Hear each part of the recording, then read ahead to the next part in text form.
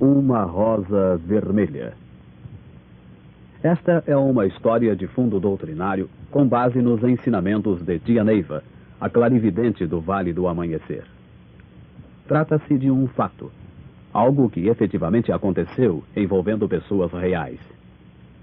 Só que dessas pessoas, algumas vivem em nosso plano e são chamadas de encarnados, enquanto que outras vivem no plano etérico e são chamadas de desencarnados. Neste episódio fica demonstrado, entre outras coisas, que o relacionamento entre encarnados e desencarnados é um fato natural e normal, embora pareça estranho quando demonstrado, como aconteceu no encontro entre Tia Neiva e a jovem Célia.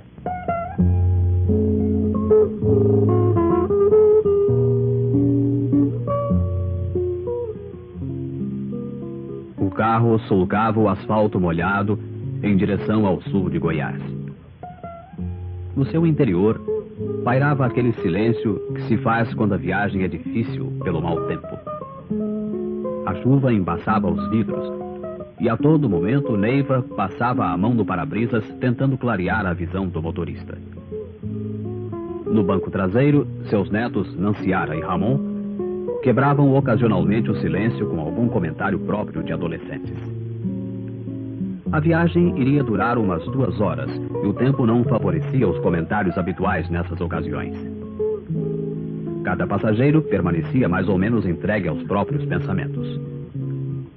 Neiva abriu a grande bolsa de couro que sempre trazia consigo, apanhou um grosso bloco de papel e uma de suas lapiseiras.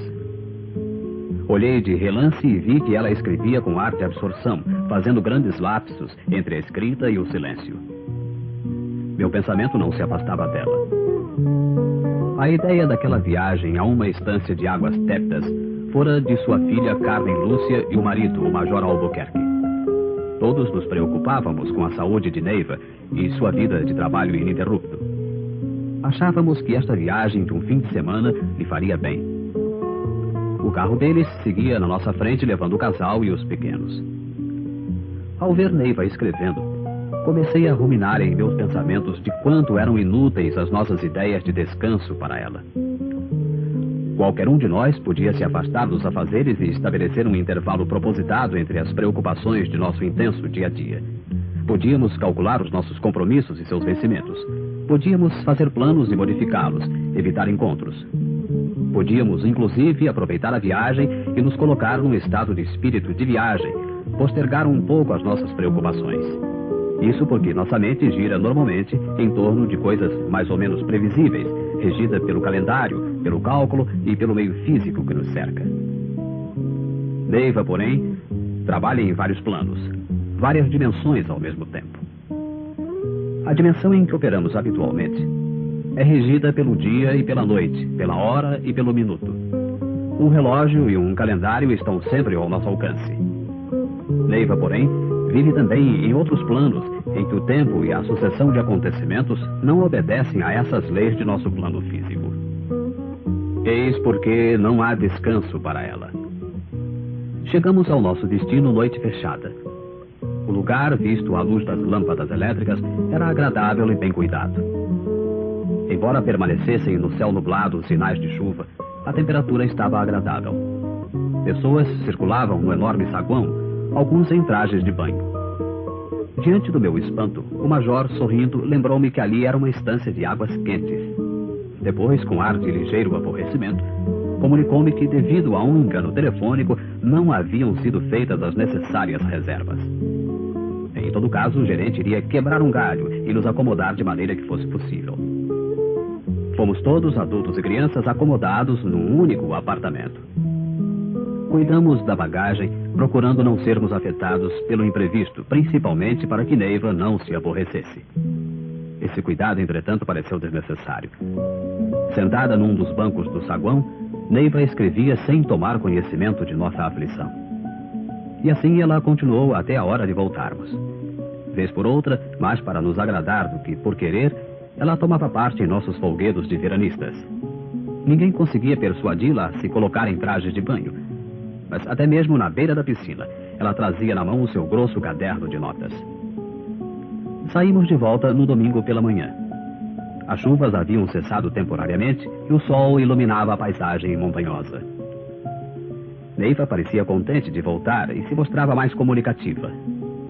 Atravessamos algumas pequenas cidades e paramos numa delas para abastecer. Os meninos foram em busca de um lanche e ficamos a sós no carro.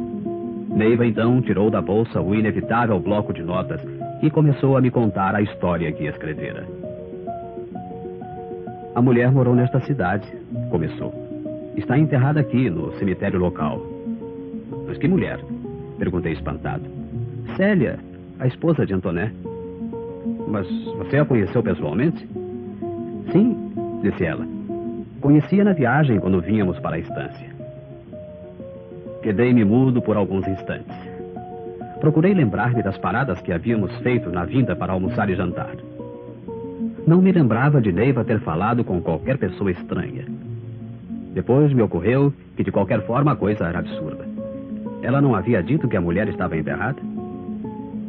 Comecei a fazer cálculos de tempo e, diante do meu ar especulativo, Neiva sorriu. Deixe de ser bobo, Mário. A mulher já morreu há muitos anos. E como você diz tê-la conhecido anteontem na viagem? Foi. Ela estava me esperando na estrada a umas 2 horas de viagem daqui. Foi num daqueles restaurantes em que paramos? Não, foi na estrada mesmo. Mas nós não paramos fora dos restaurantes. Quando foi que você a viu? Conversou com ela? Na estrada mesmo. Quedei-me encabulado. Mas Neiva não se preocupou muito comigo. Ela conversou comigo mais de 1 hora. Você está lembrado aquela hora em que eu peguei no meu caderno e você olhou para mim com um ar aborrecido? Sim, respondi. Fiquei chateado porque você nunca para de trabalhar, nem mesmo quando a gente sai para passear. Não, Mário, você se aborreceu não foi por isso. O que lhe influenciou foi a presença da Mortinha. Mortinho, na linguagem coloquial do Vale, é o recém-desencarnado. Você se influenciou com a presença da Mortinha dentro do carro. Foi a emanação dela que penetrou em sua aura e lhe trouxe a sensação de angústia. Também o Ramon e a Nanciara sentiram, pois ficaram calados muito tempo. É lógico que eu controlei as coisas de maneira a não afetá-los muito, como sempre faço. Mas, Neiva, se ela estava na estrada e o carro não parou, como é que você pôde conversar com ela? Mário, eu já lhe expliquei isso, mas você parece ter dificuldade de entender. Ela estava em outro plano, outra dimensão que não é regida pelo nosso plano físico, a dimensão dos nossos sentidos. Neste plano, as coisas dependem e existem em função da contagem do tempo, do movimento, do tamanho, do som e da luz. No plano invisível e imperceptível aos sentidos físicos, as coisas são diferentes. Ali não existe a luz do sol e não se ouve o som na mesma gama vibratória do mundo físico. A ideia mais aproximada que eu possa dar a você é o que se passa no sonho. Às vezes, nós adormecemos por alguns minutos e registramos fatos que ocuparam muitos anos para acontecerem. Quando isso acontece, só para contarmos o sonho a alguém, já leva muitos minutos e até horas. Entretanto, o tempo que gastamos dormindo e sonhando não foi além de uns poucos minutos. Deu para entender? Mais ou menos, respondi. Quer dizer que enquanto você estava conversando com a mulher, você estava sonhando? Não. Eu estava acordada. Lembra-se que eu estava escrevendo, limpando o seu para-brisas e respondendo às suas perguntas aborrecidas? Aí agora é que eu não entendo mais nada. Você não entende, Mário, porque o fenômeno é de minha clarividência. Lembre-se que eu sou clarividente. Eu posso viver e agir nos mundos que você só percorre em sonhos ou dormindo, sem eu precisar sonhar ou dormir.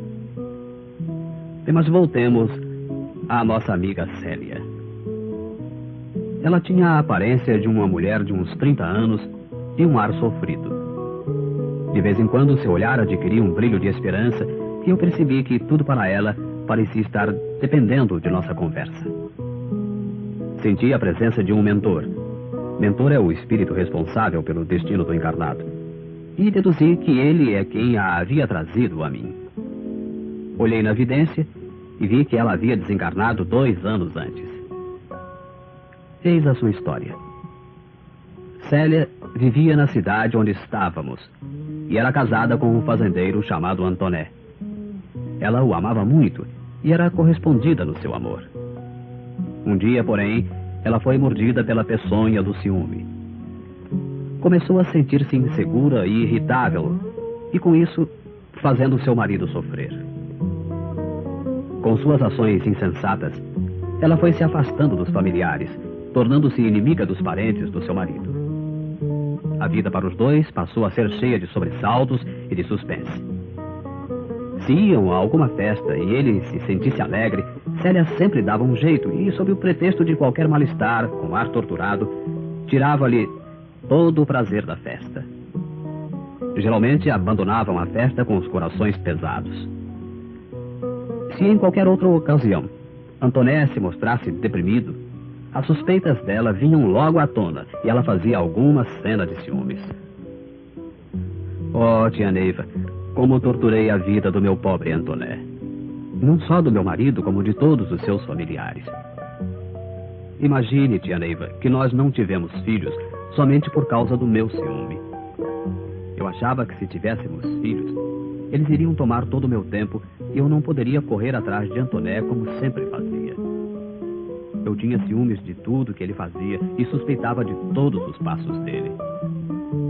Minha sogra sempre me aconselhava, mas eu, além de não dar ouvidos aos conselhos dela, ainda achava que ela queria me separar de Antoné. Com isso, rompemos relações e me tornei inimiga dela e de minhas cunhadas. As coisas foram assim piorando dia a dia, até o ponto em que Antoné começou a mentir-me para se livrar das minhas cenas de ciúme doentio. Certo dia, saí para fazer compras no comércio de nossa cidadezinha e surpreendi Antoné conversando com uma moça que havia sido sua namorada antes de nos conhecermos. Assim que ele chegou em casa, fez um escândalo terrível. Para meu espanto e meu medo, desta vez ele não baixou a cabeça como sempre fazia nas minhas cenas de ciúme, mas tomou uma atitude firme. Aí ele disse: de hoje em diante irei aonde bem entender e farei o que quiser. Voltarei a frequentar a casa de minha pobre mãe, que tanto sofre por sua causa. Não, Célia. Você não mais me impedirá. Foi como se a terra tivesse se aberto sob os meus pés. Antoné revelou ser outro homem, não mais aquele ser submisso aos meus caprichos. Nele apareceu uma personalidade que eu, na minha cegueira, não conhecia. A partir desse dia, comecei a perder o controle da situação. Sentia-me perdida e sem recursos para lutar. Um medo atroz se apossou do meu coração e sentia que estava perdendo tudo o que tinha. Hoje eu sei, tia Neiva, que me faltavam forças porque eu vivia imersa no meu próprio ódio. A gente só tem forças para lutar quando está integrada na lei do auxílio, na lei do amor e da missão, não como eu, odiando. As coisas atingiram um ponto em que eu comecei a sentir saudades dos bons tempos que tivera antes. Procurava me chegar a ele, e apesar do seu ar de tristeza, ele sempre procurava me corresponder. Um dia, no meu desespero, me ocorreu a ideia de ter um filho. Antoné sempre sonhara com filhos e só não perseguia a ideia com medo dos meus argumentos mentirosos. Minha nova atitude produziu bons resultados e Antoné pareceu mais bem disposto a meu respeito. Mas, infelizmente para mim, o filho não vinha. Decidimos então procurar o velho médico da família. Depois de me examinar cuidadosamente, ele, com a intimidade que tínhamos, disse que não havia motivo algum de ordem física para que não pudéssemos ter filhos. Ponderou, entretanto, que filhos não vêm assim, quando queremos, quando encomendamos, mas sim por outras circunstâncias. Atribuía a presente dificuldade ao meu descontrole e, curiosamente, à minha falta de religião. Saí do consultório pensando seriamente como me recuperar e como conquistar novamente a situação privilegiada que tivera antes. Propus a Antoné procurar minha sogra e pedir perdão a ela. Ele, porém, me advertiu que era muito cedo, pois tanto sua mãe como suas irmãs estavam muito magoadas comigo. A vida continuou e eu passei a viver ainda muito isolada. Antoné realmente me amava e era sempre meigo e cavalheiresco comigo. Tínhamos uma fazenda perto da cidade e ele todos os dias ia trabalhar, agora porém sem minha vigilância. Assim se passaram 2 anos depois que eu me modificara. Certo dia Antoné me pediu que assinasse uns papéis. Embora eu não lhe perguntasse, ele disse que se tratava de uma fazenda de nossa propriedade que ele estava vendendo. Aí então tudo aconteceu. Eu fiquei possessa e perguntei asperamente: fazenda? Como? Que fazenda? Como você a comprou? E quem mora lá? Quem?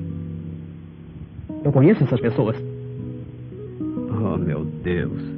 Exclamou ele horrorizado. É uma simples propriedade que estou vendendo.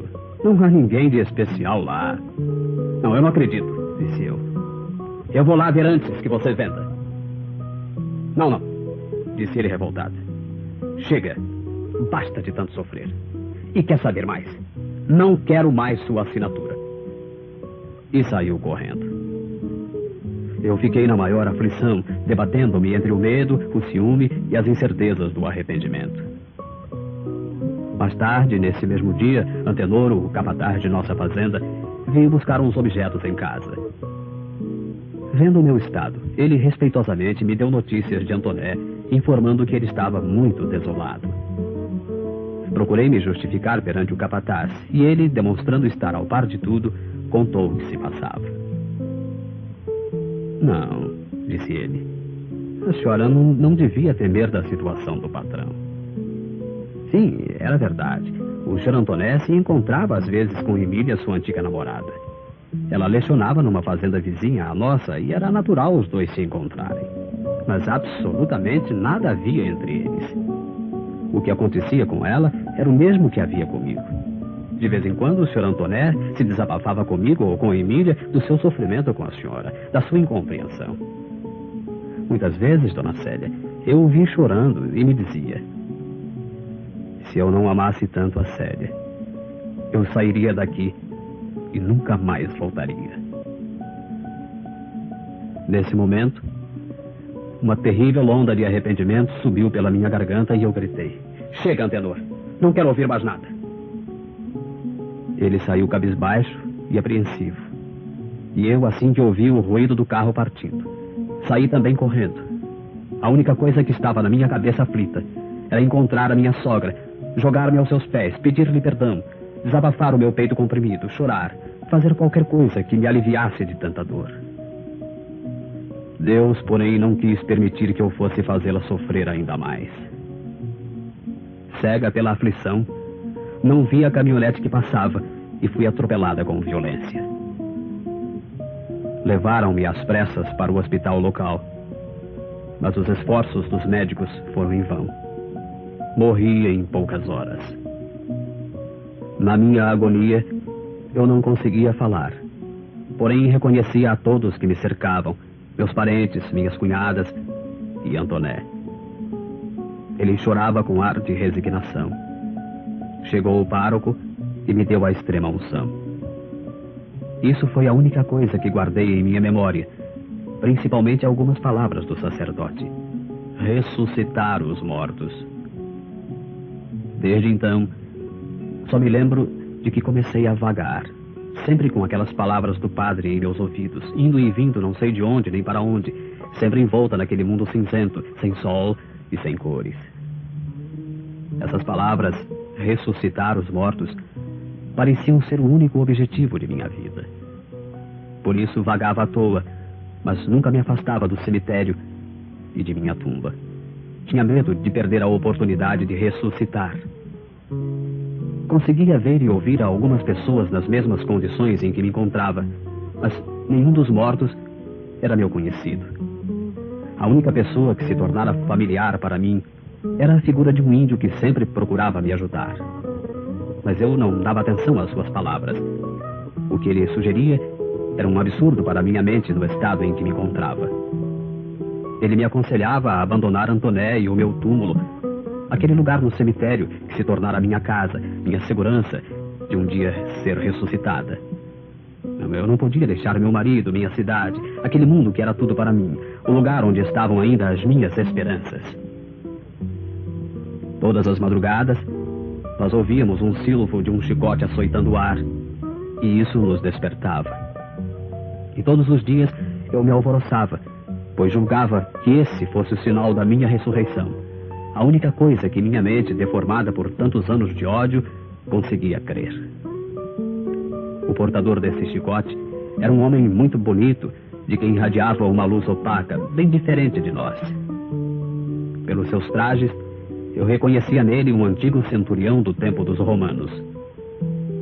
Junto a ele estava sempre uma linda mulher, também vestida em trajes daquela época. Todas as madrugadas, eles falavam a todos nós com palavras de carinho e amor. Na medida em que alguns de nós iam sendo envolvidos naquele amplexo, iam deixando suas sepulturas e acompanhavam o centurião e sua mulher, nunca mais voltando. Só eu, agarrada na minha ideia de ressurreição, não me deixava convencer e permanecia na mesma situação. Um dia, chegou um enterro que chamou minha atenção, porque tinha algo de familiar. Nesse dia, nada aconteceu. 7 dias depois, chegou a dona da sepultura e tão logo a reconheci, procurei evitar encontrar-me com ela. Seu nome era Lazinha, e ela era uma mulher mal afamada. Ela havia se perdido ainda muito jovem, e seus pais a haviam expulsado de casa. Desde então, ela andara de mão em mão, e eu sempre a evitara com medo de sua má fama. Ela percebeu minha intenção de fugir dela, mas não se deu por achada e me enfrentou. "Célia", exclamou ela, "você também está aqui? Mas que é isso? Por que está fugindo de mim? Não vê que aqui somos todos iguais e que não adianta nada, mas não adianta mesmo nada esse orgulho?" Olhei para ela e vi no seu olhar o desafio. Não soube o que responder, e ela começou a contar o que havia se passado depois que eu morrera. Foi então que dei conta de mim, de como eu estivera inconsciente desde o meu desencarne e de como o tempo havia passado. "Depois que você morreu", começou ela, "Antoné viajou. Seu cunhado, Zeca, quase matou o motorista da caminhonete que a atropelou." Lazinha continuou contando algumas coisas que se lembrava de meu tempo de viva e depois, rematando, disse: "Sabe, Célia, eu não vou ficar por aqui. Vou embora para algum lugar melhor." Nessa altura pareceu lembrar-se de mais alguma coisa e disse: "Sabe, uma coisa muito falada na cidade foi que no seu enterro não apareceu quase ninguém." Nesse ponto da conversa de Lazinha, dei-me conta que eu havia visto, e só então percebia isso, muita gente no enterro dela. Ela pareceu ler meus pensamentos, porque foi logo dizendo: "É lógico, graças a Deus eu nunca infernei a vida de ninguém, nem nunca caluniei quem quer que fosse. Nem mesmo Fulgêncio, que foi o autor de minha desonra, eu condenei. Nunca tive ressentimentos com meus pais, mesmo depois que eles me botaram para fora da fazenda. Sim, sofri, mas nunca acusei ninguém. Hoje estão todos arrependidos do que me fizeram, e eu saí bem com todos, e agora eu vou-me embora daqui." Nisso percebi que era madrugada, dos habituais dias que nunca nascem, que só se distinguem da noite pelos nossos hábitos, e ouvi o clássico silvo do chicote do centurião. Vi então um lindo índio que se aproximava de Lazinha e a segurava pela mão. Ambos viraram-me as costas e saíram caminhando. Senti então uma vontade incontida dentro de mim e comecei a gritar: "Ressurreição! Ressurreição! Oh, meu Deus, não há ressurreição. Não para uma cínica como eu. Oh, meu Deus, como pude viver caluniando as pessoas? Que fiz eu da minha vida?" E assim fiquei um longo tempo chorando, cheia de remorsos. Nisto, o mundo cinzento que me cercava pareceu clarear um pouco, e vi lá na minha sepultura Antoné e Emília. Ambos estavam ajoelhados junto ao meu túmulo e pareciam dizer algumas palavras dirigidas a mim. Fiquei como que petrificada onde estava e senti que um doce alívio se apoderava de minha alma. Vi então que ambos depositavam alguma coisa no meu túmulo. Depois se levantaram e saíram. Corri para lá e deparei com uma linda rosa vermelha que havia sido deixada por ambos para mim. Peguei-a com ternura e abracei a minha rosa, a minha querida Rosa, a minha doce flor da esperança. Agradecida, pedi a Deus por Antoné e Emília. Agora sabia que de nada me valeria a ressurreição. Esta Rosa, sim, era a minha esperança de perdão. Se Emília me perdoava, então todo mundo me perdoaria. Fiquei ali naquele êxtase e perdi a noção do tempo. Foi tirada de minha abstração por Tucuruí, o mesmo índio que levara a Lazinha. Com um ar bondoso, ele pegou-me pela mão e me foi conduzindo para fora do cemitério. Caminhamos com leveza por algum tempo e depois ele entregou-me à senhora tia Neiva. Célia terminou a sua história e eu terminei as anotações. Entreguei-a aos meus amigos espirituais e ela se foi, muito feliz. A tarde ia mergulhando no claro escuro da noite. Olhei o céu carregado de nuvens de chuva e fiquei imaginando a cena. Espíritos luminosos levando a sofrida Célia para outros planos, para outras vidas, outros caminhos. Imaginei também Célia abraçando junto ao seio sua querida rosa vermelha, a rosa de sua esperança, da esperança do seu perdão. Os meninos voltavam ruidosamente do lanche. Traziam sanduíches e frutas. Eu me acomodei no volante e partimos de volta. Neiva, agora mais atenta às coisas do momento, comia o seu lanche. Uma lágrima furtiva teimava em descer pelo meu rosto e eu não conseguia engolir. Oh, meu Deus, mesmo naquela viagem de recreio, Neiva permanecia naquilo que ensinava.